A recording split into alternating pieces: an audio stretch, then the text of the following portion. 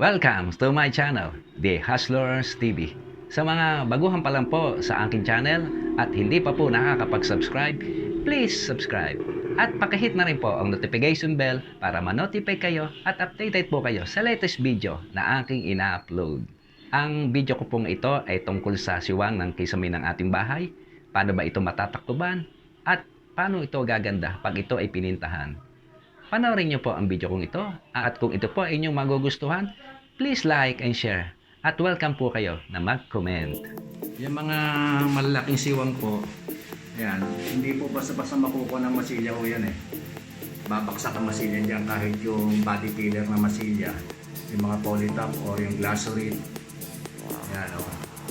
Laki kasi ng siwang. So yan, laro po, grabe. Ayan o.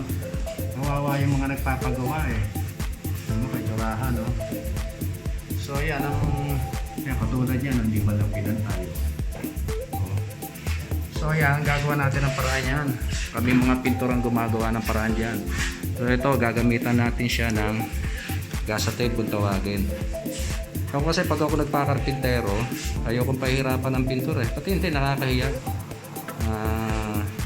Namumura ka ng talikuran ng mga pintor pag ang trabaho mo ay balbon.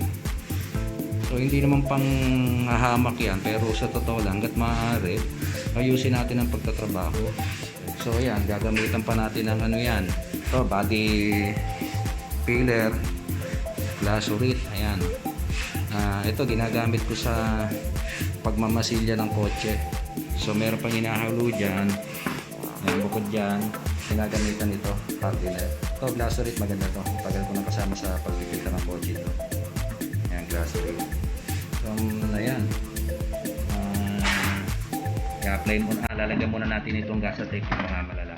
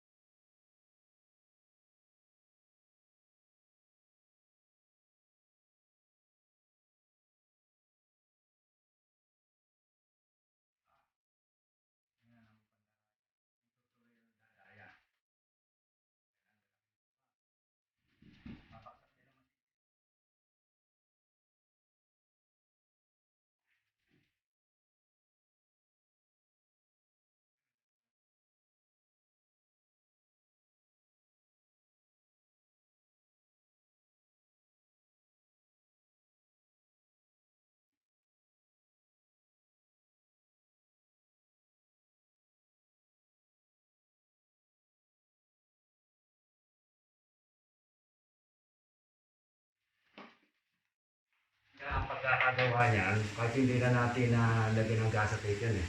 Kaya naman yan eh. Kaya namang pagdikitin niya na talagang pikit na pikit, yung walang siwang. Pagtatagaan talaga ng karpintero. Yung kaso mo hindi ito eh. Hindi para lang sayo sa kumita. Kailangan may malasakit ang pagtatrabaho. Kasi yung mga nagpapagawa, pinagtutulong sa inyo pag nakita maganda ang inyong trabaho. Kasi may mga kaibigan niya na magtatanong sa kanila kung saan nagpa-karpintero, nagpa-simento, nagpapinta. So kung ang ano natin ay balbon, hindi tayo i-recommend na yan. So yan, laki o ito. Bago, sa daliri o. O paraan dyan, lagyan mo talaga muna nito. Dapat hindi naman lalagyan niya nito eh. Wala tayo magagawa. Wala talagang lagyan nito. So hindi dito pa. Okay. So ayan. Yan ang tanging paraan lang. Kasi ang ipis.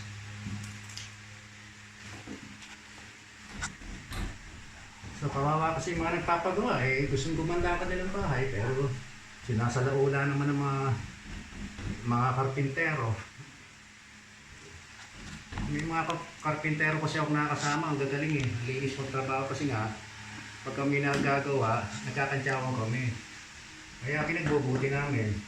Lalo ang pintor ang huling gumagawa ng trabaho ng karpintero at ng mason. Kapiro ng iba, bahala na pintor dyan. So yan po, apply po natin ang masilya yan. Ngayon, lalagyan na po natin ito. Ito, body filler. Yan, Glasurit. Magandang klase yan, Glasurit body filler. At hardener na Glasurit din. So ito, pag pinag-apply nyo to, siguro mga 200% na ilalagay mo, mga 10% lang dito. Kasi ito, pag once na ito ay nalagay mo ng hardener, yan ay mabilis matuyo. Kaya kailangan yung tinimpla mo ay maihagod mo na. Yung hindi mo kayang maubos, ay matutuyo na yon. Kaya ang gagawin mo dyan, yung saktong timpla lang. So ito, magtitimpla tayo.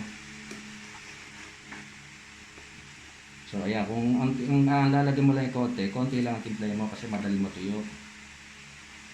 Kung mabilis ka naman humagod, ito para sa mga beginner, no? Wala nga yung spatula ko, hindi ko dala. So tama na muna yung Phillips screwdriver. So lalagay natin ito.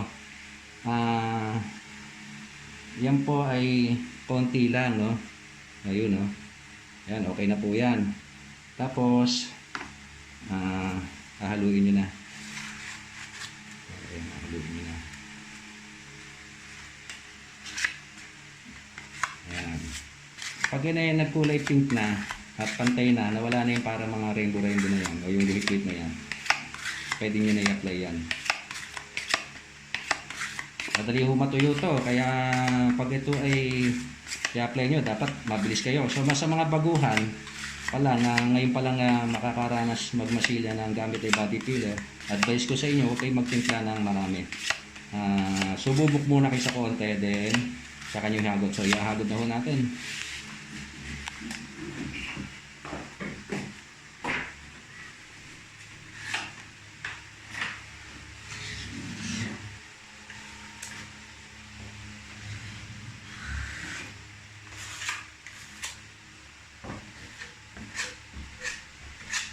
Oh, ayan. Kung walang gasa tape yan, babaksak yan.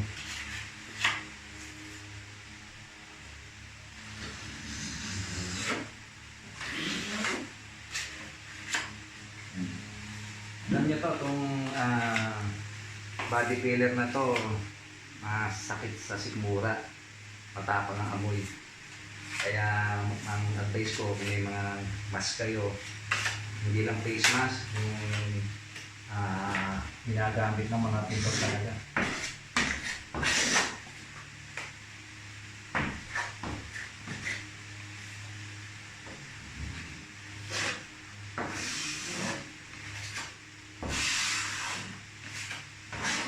So yun ay pagkatapos niyan, ang mangyayari pasada nyo dyan, lalagyan nyo ulit itong gitna hanggang sa matakloban nyo yung gasa tape. Ulitin niyo yan, kaya medyo mabigat talaga eh. Pagkatanggang hindi na din maganda yung paggawa ng kisame. Kailangan ng pintor na tiyaga. Ayan o, katulad niyan. Medyo nahabol na. So, tiko-tikay niya, pati dito, haguran na manipis yan. Ayan dyan, nahaguran yan. Ayan, nahaguran. Hanggang sa gumano siya. So, ayan na yung sabi ko. Inabot na ng tuyo. So ayan, di ba? Hindi niya mapapakinabangan yan. So yun lang. Mangyayari diyan, papantayin niyo yan. Pag yun ay napantay na, so syempre tataas yan. Hahaguran niyo dito na manipis. Manipis. Para mahabol yung kapantayan. So gagamitan niyo ng liha na merong kahoy. Para pantay pagka niliha. Tingnan, kita niyo, takluban na, di ba? So kung i-compare mo sa walang gasa tape, dito nilagyan mo, babaksak lang yung masilya. May tendency bumaksak yung masilya. Kaya obligado lagyan ng gasa tape, makakatulong. So, yun lang. At sana may napulot kayo. Konting aral. Kung DIY, at medyo wala tayong pang-labor sa pintor, medyo mahal din ang labor ng